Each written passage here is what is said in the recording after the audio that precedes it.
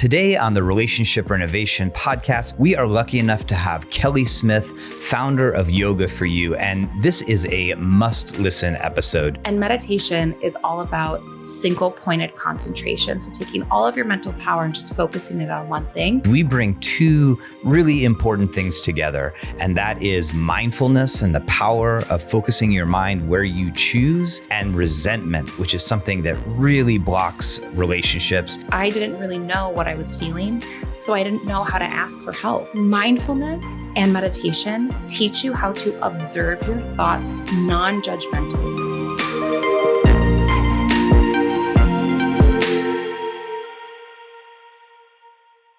Hello, all, and welcome to the Relationship Renovation podcast. I'm Tarah Kirwan. And my name is EJ Kirwan. And today we have a guest who is going to dig into a topic and also an intervention that is a game changer and such an important thing for couples to talk about. And so I just want to introduce right away, this is Kelly Smith. She's the founder of Yoga for You, and this is amazing. She is the host of a top 0.1% podcast, which is incredible. Mindful in Minutes Meditation and Meditation Mama. And I also, if it's okay, Kelly, I want to read this aspect of your bio because before you introduce yourself more, this really leads into our topic. Kelly's journey as a mother led her to experience and navigate deep feelings of resentment. Not due to anything her partner did intentionally, but because the weight of mom responsibilities often felt heavier. When Kelly became a mother, her freedom changed drastically. Nights were spent up and down, feeding or pumping, and her work meetings were restricted to her baby's nap time or post-bedtime hours. Watching her partner enjoy simple routines like waking up, showering, just going off to work sometimes stirred feelings of envy as their lives diverged. Her experience with resentment in early motherhood and her insights for listeners are going to be game changers. So welcome, Kelly. Hello, how are you guys doing? We are doing fantastic. And I just wanted to share when EJ was reading that, and for our listeners who've been listening to us for the last 6 years, that was the whole thing too, resentment. And I'm like, how dare you go to work? How dare you go see adults today? I had that feeling. And then I used that resentment piece to be like, what's happening here? And so I love that your journey has taken you to this place where you are helping thousands upon thousands of people to be in a calmer, quieter place. And that's right. That was what we needed and what we started to do. And so again, I'm just so excited for our listeners to hear and for us to get to know you better. So we are so grateful that you are here today. Oh, I'm excited to be here because I think resentment is important, but also treated kind of like that old piece of cheese in the back of the fridge where it's like you push it back, and before you know it, it's covered in mold and you don't even recognize it anymore. So I'm glad to kind of, just bring it out into the open and chat about it. Yeah, absolutely. So, could you first just give our listeners a little bit of a background about yourself? How did you find meditation? Kind of what's been your journey? So I actually started in the yoga space when I was just a teenager before I could even drive. I started doing yoga as a form of cross-training for my sports. And then when I was 16, my mom was diagnosed with stage 3 breast cancer, which this has a happy ending because she's still with us today. She comes and helps me with my kids. So I'm so grateful for that. But that experience really opened my eyes to some of the softer sides of yoga, how important it is to care for yourself, especially if you're caring for others. At that point, it was, being a caregiver for my mom, but so many of those skills then translated to when I had to care for my children and ultimately myself as well. And I just really fell in love with these practices. I still went and checked all the boxes like I thought I should. I went to college. I got a piece of paper. Technically, I have a degree in psychology. Don't use it, but I have it somewhere in some box. And after I graduated, I didn't really know what I wanted to do with my life. So I did what many did, which is take a yoga teacher training. And it was in that experience that I just felt so at peace. I felt so called to continue to share yoga, this thing that had helped me to share mindfulness, which has always been like this life raft during different points of my life. And when I moved to a one Walmart town for love for my husband, so he could start medical school, I found myself with no friends, unemployed, no sources of income. And I thought, this is the perfect time to start a business. So I started Yoga for You and decided I wanted to dedicate myself to helping people connect with their truest selves through slow, intentional movement, and then ultimately through mindfulness and meditation. And as I was really seeking to learn how to teach others about meditation, I knew I had to do it for myself. So I did a lot of self-study. There was a point where I went and stayed with some monks for a while, took a little vow of silence, and just kind of immersed myself in this practice so that then I could bring it back. And my favorite thing to do is to help people see that meditation is so much simpler, not always necessarily easy, but simpler and less complex than we think. So I like to take the big complex stuff and boil it down to like, hey, here's what you actually need to know. And here's some little things you can do to just make your life a little bit better. And over the past 7 to 8 years, things have just continued to grow and blossom. And I just feel so happy to get to do something that I love every single day. That's awesome. It is awesome. And I love that you're taking mindfulness and that approach to like simplify it, because I'll never forget, it was like 14 years ago, I was leading a eating disorder group and they're like, Tarah, can you do a 3-hour mindfulness group? And I was like, 3 hours? Okay. And I remember that everyone's expectations were by the end of it that they should be this in total calm, monk-like state. I'm like, oh no, that's not it at all. But it really opened my eyes to like, people really thought meditation was like this very hard to reach for, almost impossible state of mind. And so from there, that's when I got really curious. So I love your approach to simplifying it and making it like bite-sized. Yeah. Or that it's like this woo-woo thing. I mean, I relate to a lot of what you said in that I found meditation early in life. And the way I described it was similar to you. It's always been like a buoy. Like when seas get really rough, it's the thing that sort of like, I can grab onto it and it's like, okay, that's the thing that's gonna help me find some quiet. And when you teach it to people, it is really difficult because people they think of it as like this unapproachable thing or this like, monk on a mountain or Vishnu or like, all this stuff. And really it's just like, it's such a simple thing. So yeah, that's awesome. So say more now about how, like within the couple's dynamic for you personally. So can you talk a little bit more about that resentment piece and then how your skills as a yoga practitioner and mindfulness-based teacher kind of came into play there? And were you surprised? I remember I was really surprised, Kelly. I was like, what's happening? You know what? I'll start with the second question. Yes, I was surprised, but I think a lot of the postpartum experience surprised me. Like, if I'm being totally honest, there wasn't a lot that I wasn't surprised by. And I think the biggest piece that I was surprised by was just how much my life changed. And of course, you know, in your head, you think, oh, I'm having a baby, I'm becoming a parent. Of course, things are going to change. Yeah. But I don't think I realized just how much they were going to change, not just physically, mentally, emotionally, but how much just my day to day was going to change. The fact that I no longer was in charge of my schedule at all, even when I could go to bed or wake up in the morning. I mean, even to this day, I'm a mom of 2. I have one that just turned 4 and my second just turned 1. And so I'm still very much in the trenches. You know, my sleep schedule is still not my own, but those little things of like, oh, I can't even, I can't go to a yoga class right now unless I coordinate for childcare. I can't take a work call unless, the baby's sleeping. And then of course they'll take that one time to choose not to sleep. All of these just little simple things that just surprised me so much about that experience and how nothing was really my own anymore. I felt very out of control. And so then that led me to this piece of resentment, as my husband at the time, he was, in medical residency. So a very kind of rigid schedule, very demanding schedule. It was also, my son was born November 2020. So we're in the thick of the pandemic and my husband was, working in the ICU. So a very demanding schedule, often working, up to 36 hours at a time. And it just felt like his life didn't change. He just became a parent. So like his off time became a little bit busier, of course. But his day to day, it's not like he would say, oh, sorry, hospital, I can't make it in today because of A, B, and C. It was, we had a babysitter lined up.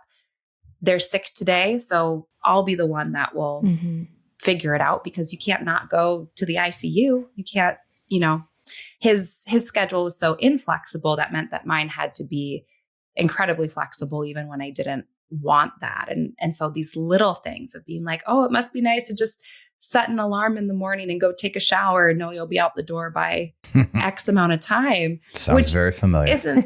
Yes. And like, I didn't know that was a luxury at the time when I got to do it every morning for myself before I became sort of the primary parent. And those things really start to build over time. And it just really, like that old piece of cheese in the back of the fridge, it starts getting moldy and crazy. And it just gets bigger and bigger and bigger until you feel like you're blowing your top. And I can't speak for the two of you, but I imagine right in the field that you're in. And I felt this way too. I'm like, okay, my life's purpose is helping people connect to their authentic selves, to be less reactive, to live this happier life. And here I am, like, on the verge of a crisis, because I'm like, oh, well, isn't it nice for you to just be able to set an alarm and take a shower and go to work? And the irony of that is not lost on me. But it was also a really eye-opening experience of like, wow, like this is feeling really big for me.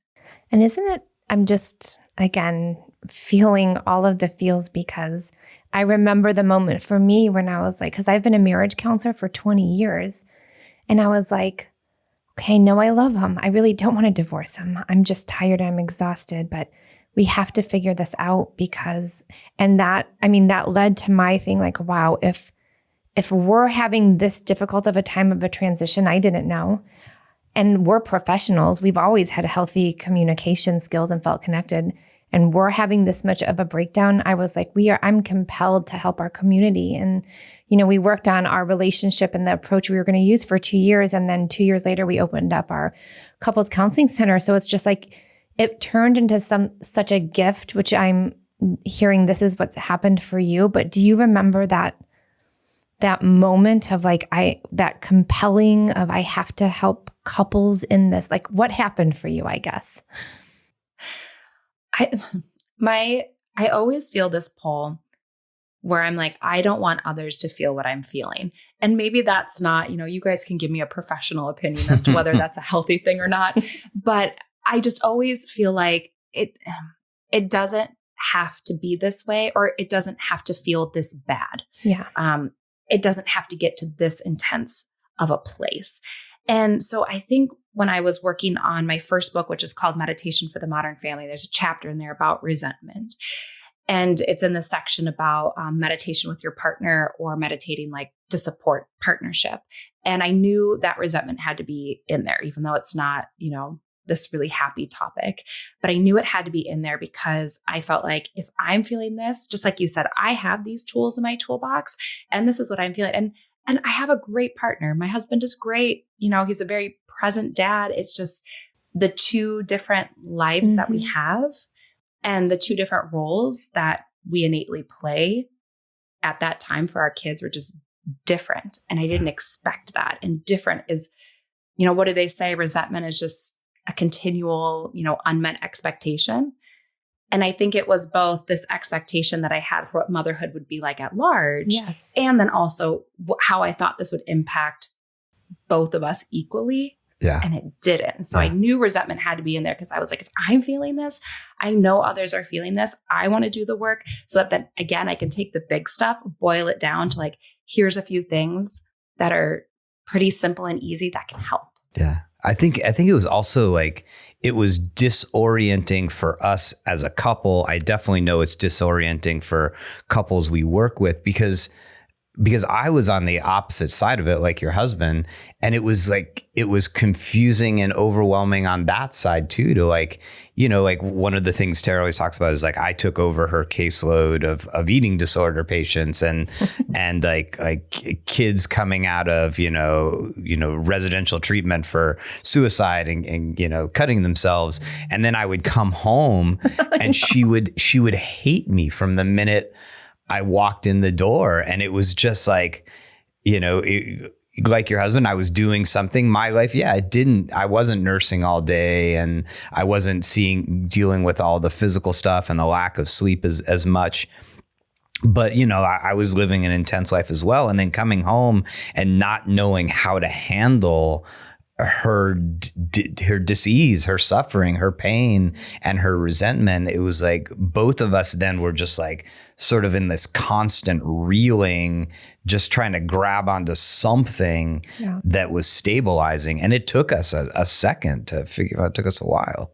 Yeah. I mean, I can relate to that so much. My husband would say similar things and, and he would be going and he'd be a medical resident in the ICU in the thick of COVID. It's not for 36 straight hours. It's not like he was just, he wasn't out at the bars, like playing pool and, he wasn't, off. Going to, the Bahamas for a vacation. And I knew that in my heart, and it almost felt like this thing that it's like, I felt, just kind of uncontrollable at the time, where I was just like, I didn't even necessarily understand it myself, which is one of my favorite when we talk about like mindfulness and meditation. Even if your partner isn't into meditation, and my husband isn't like he buys into the idea of it, but it's not like, his life work like it is mine, which is totally fine. But the first thing that I had to do was like look inward, because I also could see myself. It's like when you're seeing the train wreck about to happen and you can see it coming, it's going to happen, but you can't stop it. Like that reactivity or that resentment, it sometimes feels like that. We're like, oh, I can see it coming. Here it comes. And you just can't stop it. And so for me, that meant hitting the pause button and looking within myself, being like, okay, obviously something is going on here. And it was so much deeper than just, I felt resentment because he was able to go shower, be around adults, not have his career impacted at all by becoming a parent, where I felt like I'd been fully sidelined in my career because I did become a parent. And it was just one of those things where I said, okay, I need to look inward, which is always one of my favorite tools when it comes to meditation. And meditation is all about single pointed concentration. So taking all of your mental power and just focusing it on one thing. You get to decide what you focus your mind on. For me, it was focusing that mind on just turning inward and being like, what am I actually feeling? Or like going one layer deeper. I can tell from the surface, I'm feeling this thing like resentment, but I'm going to go one layer deeper. What actually am I feeling? Yeah. And it was a sense of like loss in a way, like loss of my autonomy, of control. It was, these feelings of fear, like, is this ending my career for me? It was, feelings of injustice at times, being like, why has this thing we decided to do together completely changed my life, but not necessarily changed his in the same way? And so being able to quiet some of the mental chatter so I could turn inward and dig a little bit deeper for me was just the biggest and first step in dealing with what was happening in my household. I love that you said that, because one of the very first things before we even started our couples counseling thing, I was like, EJ, I'm going to come up with a code word, and it's burnt toast. And do you want to know why it's burnt toast? Because I keep forgetting I have toast in the toaster because of these babies. And then I keep coming back and I keep putting it down to warm it up again. And then by the time it comes out, and then it's 8 hours later, it's burnt. But burnt toast means I'm not good. I'm not in a good place. I'm resenting you, and I know I love you. So I'm going to excuse myself, and it has nothing to do with you or anything. I'm just over whatever it was. And then whether it was, I love Tara Brach, so I love her RAIN technique, recognize, allow, investigate, nurture, or just reading an Us magazine, to not do that. But I remember that was what gave us the space to then create what we have now. But that's because we didn't want it to cycle out of control. And it sounds like that inward piece for you is similar. Like you could feel yourself getting out of the window of tolerance. And then under the resentment was a ton of grief. Yeah, I love what you said about because at its most basic level, meditation, mindfulness is the ability to focus your mind where you choose, right, versus where it naturally goes. And I love coupling that with couples around but we have this habit of always focusing what's in front of our nose, and that's our partner.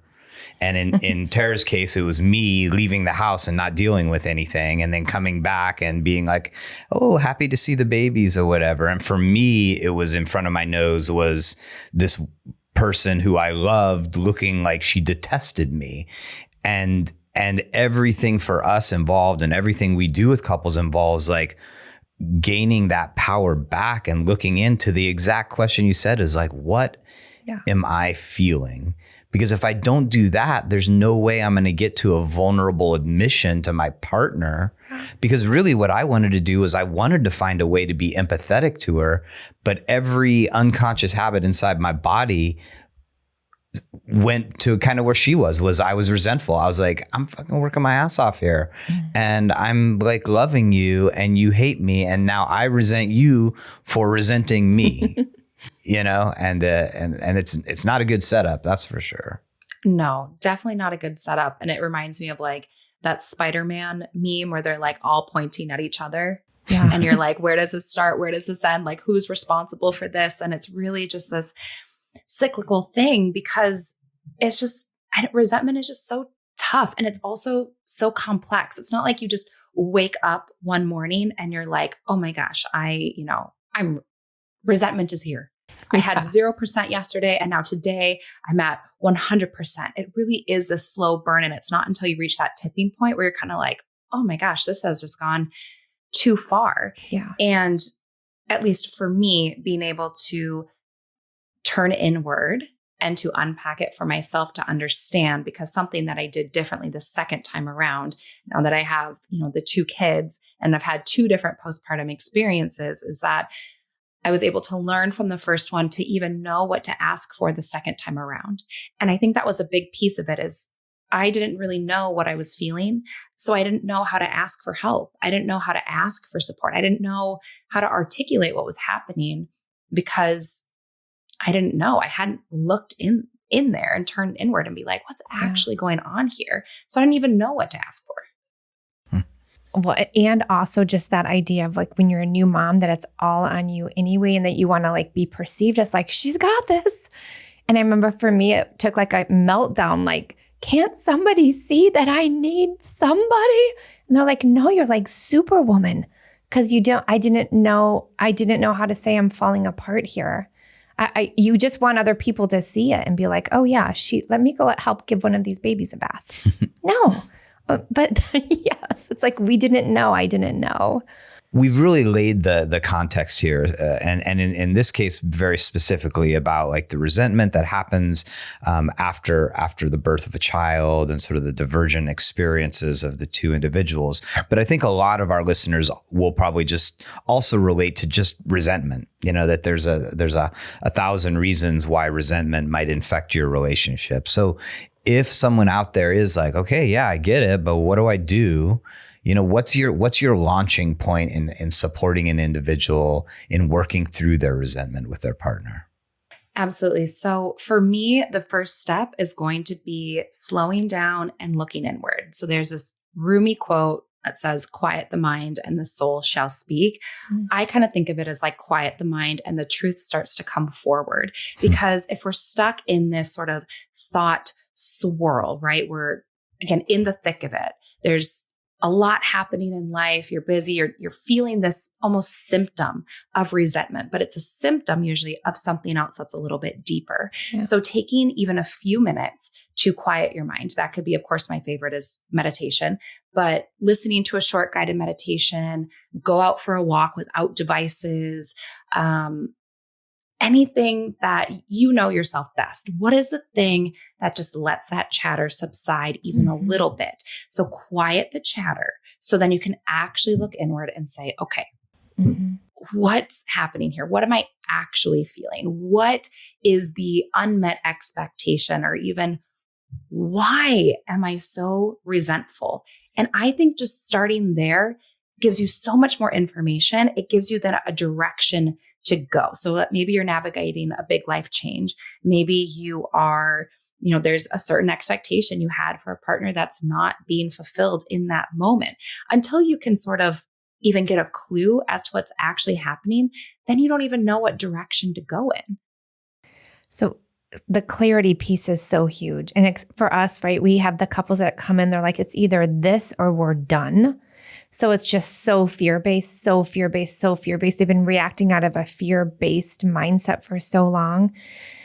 And that's why just like from the very beginning, we're like, we can't let you guys like get out of your window of tolerance in here, because like in order to make a decision around your relationship, it's got to be from this place of clarity, right? And that chatter that you're talking about, like how do you get that if you're even in the couples room and, the therapist is a safety person, if the therapist isn't really good at not allowing that, like, and then most people unfortunately make their decisions to leave based out of fear. Or a lack of clarity. Yeah. The lack of clarity. So it's just like, it's like, do that work, that internal work is so important, because if I'm going to make a big decision, I want to make it out of clarity, not fear. I don't want to run from it. I want to be able to say like, I'm going to get through this. And then I'll be able to have a clearer picture of what I might need. But so much of the time that resentment gets it's like this dam, like, it's just like, it's so in the middle of, you start to notice. Resentment blocks connection. Yes. I mean, resentment is like it's the ultimate wall in connection of like you've done something that is making my life freaking horrible, and I feel horrible, and it's your fault. So that's a big thing. Can I ask a question though? Like, do you want to continue? No, I was going to say to Kelly, because that first piece is that internal work. And even though your partner might not be doing anything different, but because you're changing your reactivity, that automatically changes the outcome of what's happening. So what did you start to notice after starting those first steps of like, okay, what is it really? It's not about that he just took a shower. Yes. So, and you hit the nail on the head, is that it really does, when you focus on the self, it really does create this like ripple effect to everyone else. Like the more, whether it be more in tune you can become, even the more calm or clear you can become. Because as you guys were talking, I was also thinking about how when you don't have, yes, you want clarity for making your decisions, but also you kind of want that calm piece. Like if we're in this activated, like fight or flight state chronically, that's also not a place you want to be in to make big life decisions either. And so when I was able to kind of calm myself down first and then be able to turn inward, sort of figure out, what, this is actually kind of coming from sadness. This is coming from fear. This is coming from, a place of just shock of like, oh my gosh, no birth class prepared me for this one. And once I could dig deeper in that, then I felt like when I had a roadmap in a way of being like, okay, first things first, I need to start connecting back to myself. Because that was a piece of it too. It's like, I missed myself. Yeah. I missed like who I was. And I felt like I was equally turning into this newer, probably better version of myself. And I missed other things too. And so I started to notice in myself that I was craving more of this time. And maybe that doesn't sound like a super satisfying answer, but for me, it was like, okay, I'm starting to get some of this clarity. I'm starting to reconnect with myself. I'm finding this ability to be able to slow down, dig a little bit deeper. And now I want even more of that because I want more clarity. I want to better understand. And so that gave me some direction as to thinking about, okay, I'm really just feeling kind of sad. What can I do? What are some things that help me when I'm feeling sad?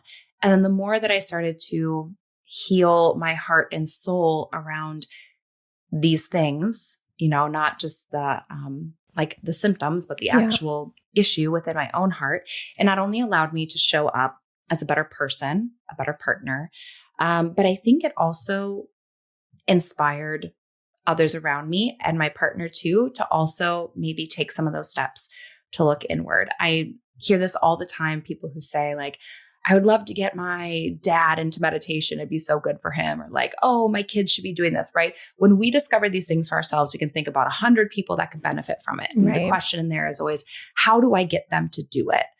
And my answer is always, you do it for yourself. Yeah. And the changes that they see in you will inspire them to then take similar or equal action in themselves.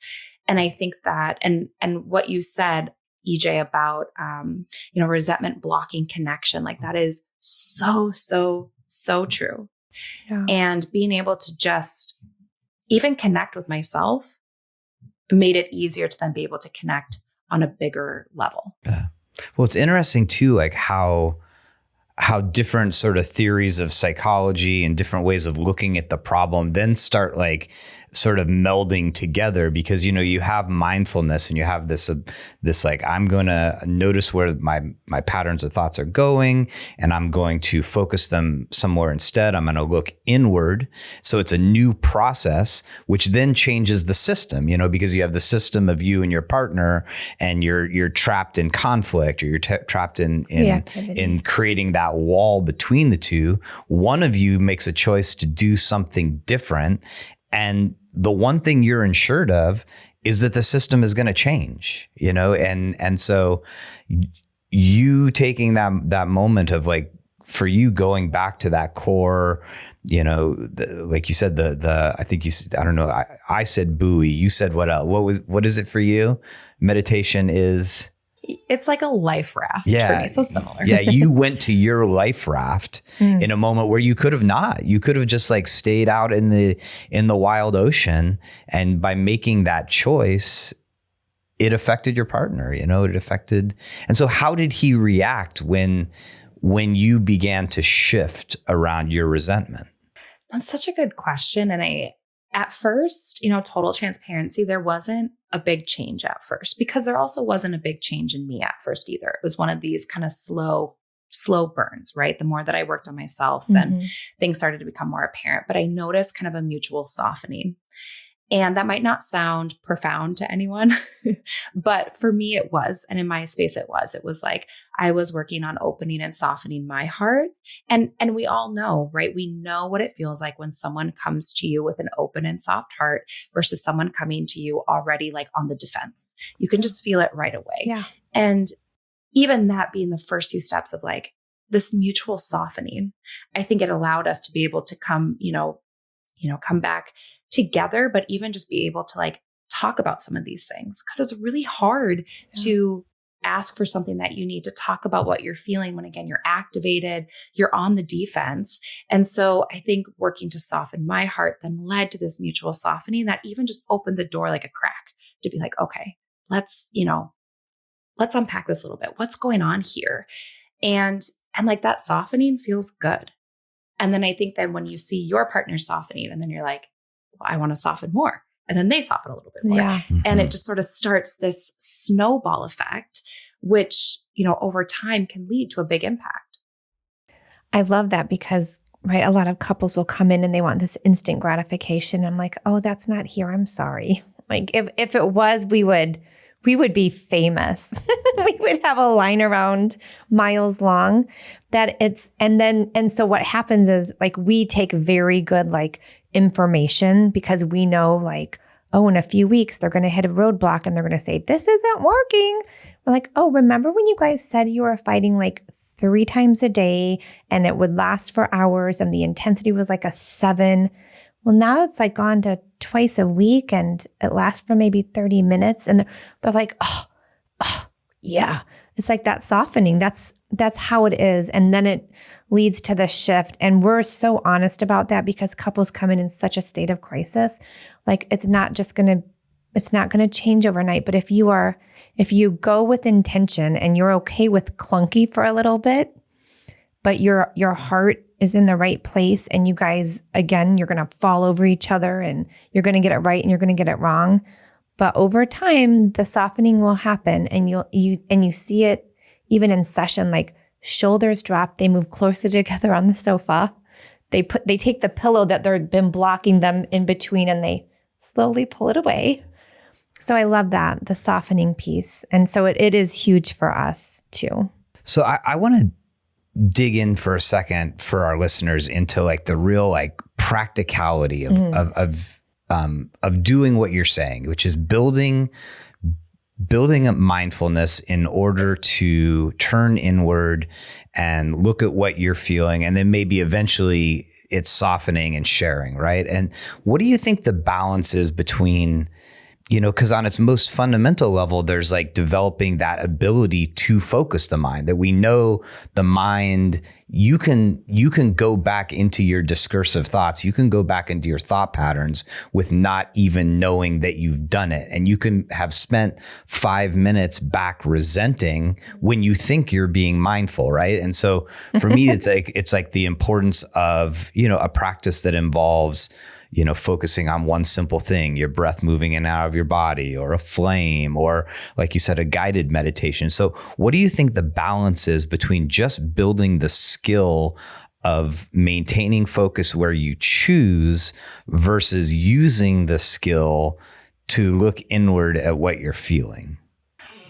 Great question. So the first thing that comes to mind, and maybe you're not expecting me to go in this direction, but actually has to do with our brain. And what happens when we meditate, for example, is that the amygdala, which is the pain, fear, worry center of the brain, kicks off that fight or flight mechanism.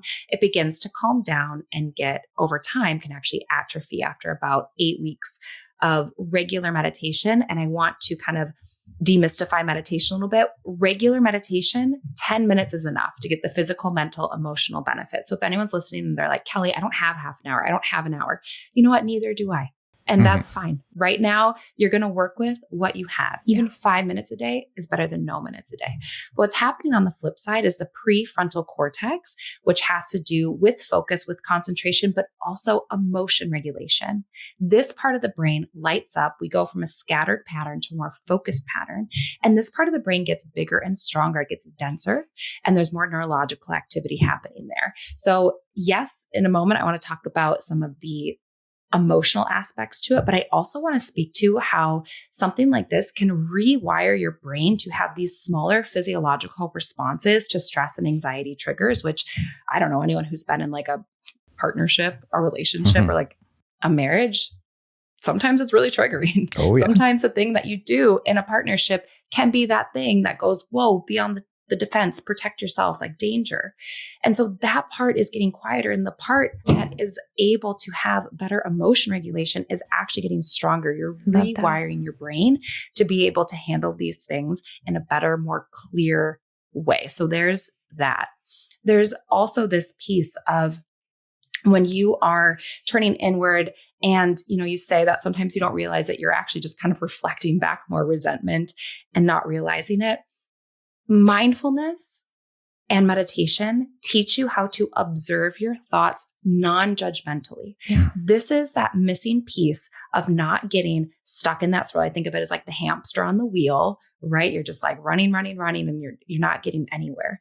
And that's because you like feed into those thoughts. You're not just observing them, right? You're pouring into them.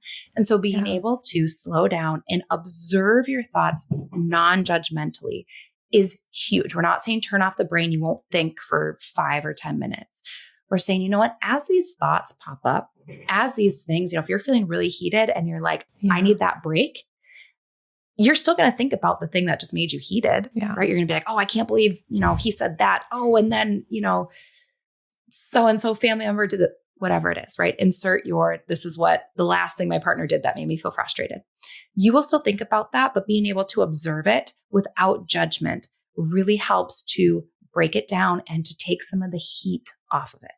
Well, and then that just reminds me, that's like practicing self-compassion, which then gives you the ability to get through difficult moments a little bit easier and softer.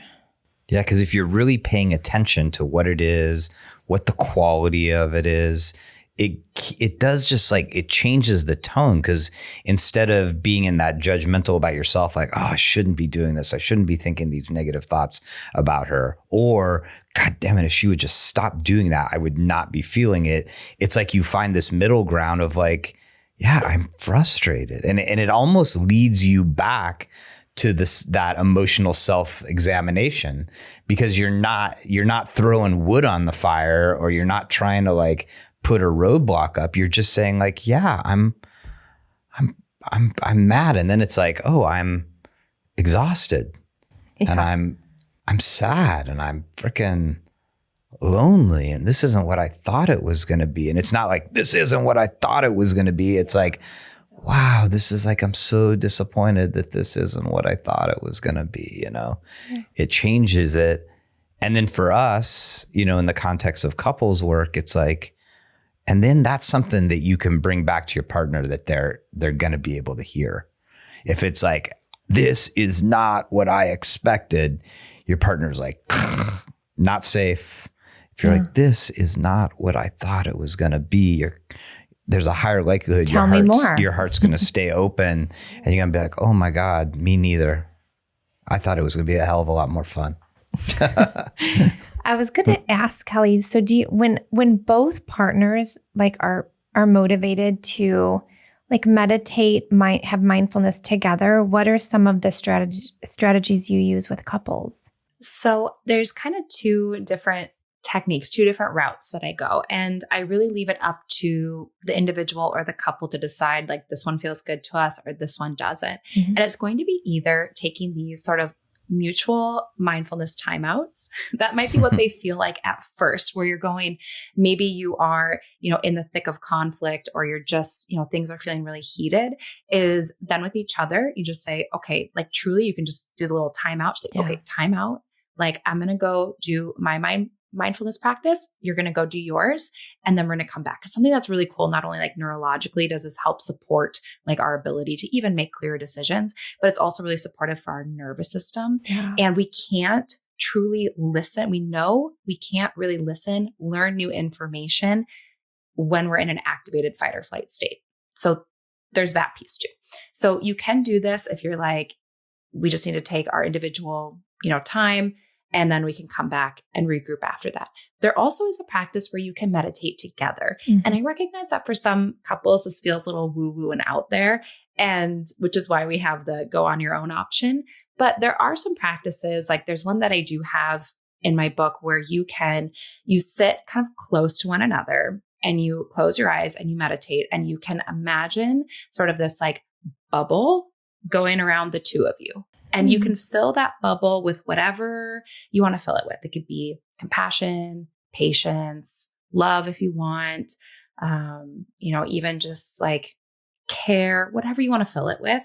And you can just imagine that you have this little supportive bubble around you that are like filling you both up with these feelings. There's also a practice where you can imagine like almost a line of energy, like from one of the partner's hearts to the other. And you can just send these feelings to one another.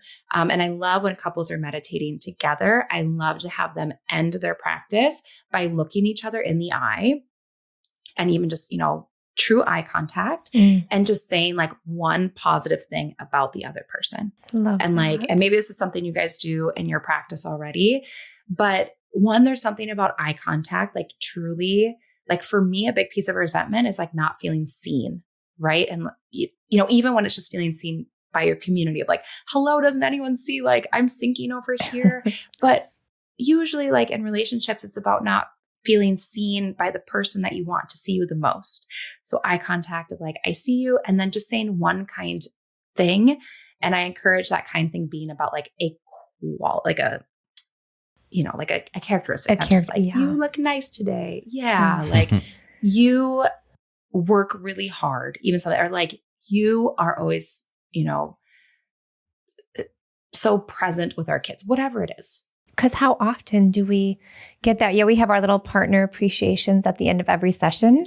And we've noticed with difficult clients, they will use it as a character assassination. So you learn when and how to use it. And then once that softening happens, now you're like, okay, let's look at each other. But yeah, it's so like, and you will hear that like, I haven't heard something like that in so long. And it's just like, keep taking those new, it's like a new behavior. You're like, I appreciate you, but we get so caught up in like how this person has done us wrong or how they've made us feel so uncomfortable. And we know that the brain works in a negative bias kind of way and that it takes 10 good things to counter one bad thing. So it's just like, I love that. I feel like daily mindfulness meditation individually and with your partner, it just keeps it very in that frontal lobe. Like, this is really important. And even though I want to go there, I know what would happen if I go there. So I choose to go here. Yeah.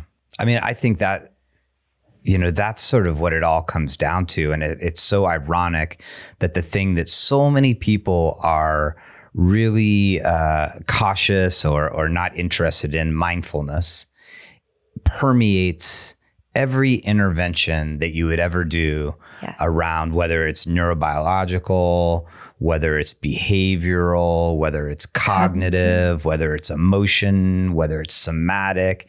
It's all about focus. It's about where do you choose to put your focus. And it's just, it's beautiful. It's great for us to connect with another person who, sort of kindred spirit when it comes to knowing that this is a tool that is a game changer, that will absolutely change the way you personally feel and your own sense of empowerment. And then certainly within the context of being a partner, being a parent, being a sibling, whatever it is. All I know is when we plan our first couples retreat, Kelly, we're going to have you be a part of it. You're coming. We're flying in. We are. Oh my gosh. I would like Wherever to do the it. hell we're going. Costa Rica. I'll be there. I already know where we want to go. Costa Rica. Yes, of course. That's where we went on our honeymoon. It was awesome. No, I mean, having that be such a cool part of just like a couple's experience. So, or if you're having any couples retreats, just let us know. We're going to. Well, that's a great segue. Fly to you. Because not everyone that we interview do we just feel like we could talk another hour easily. This has been awesome. But I want to make sure that we give you the opportunity to, how, if somebody wants to connect with you, how can they reach you, and what is it that they could get? Oh, that's so generous. The big thing that I always say is if anyone is wanting to find a meditation practice, start one, pick one back up. My life's mission is helping people just feel a little bit better through simple meditation and mindfulness. So if anyone is like, I would like to do that, I would love to invite everyone to come and maybe join me on my podcast, which is pretty much just guided meditations. I have almost 500 over there because I've been podcasting about the same length as you guys. So that's awesome. There's something over there. No matter what you're looking for, there's something over there for you. And then if anyone is interested in, books that I've written, or, I do lead retreats and things like that, that would be over at the website, yogaforyouonline.com. You can just do a little click around there, see what you find. But that's always my big thing, is just anyone who is wanting to start this or reinvigorate a practice. Like, it means so much to me if you would let me lead you through that practice. Great. Well, we will include all of those links to your website, to a couple of your books, to your podcast. That'll be in the show notes. So if you're listening and you're like, I really connect with this person and I want to take this step into mindfulness, we certainly encourage you to do so. Hit one of those links and check her out.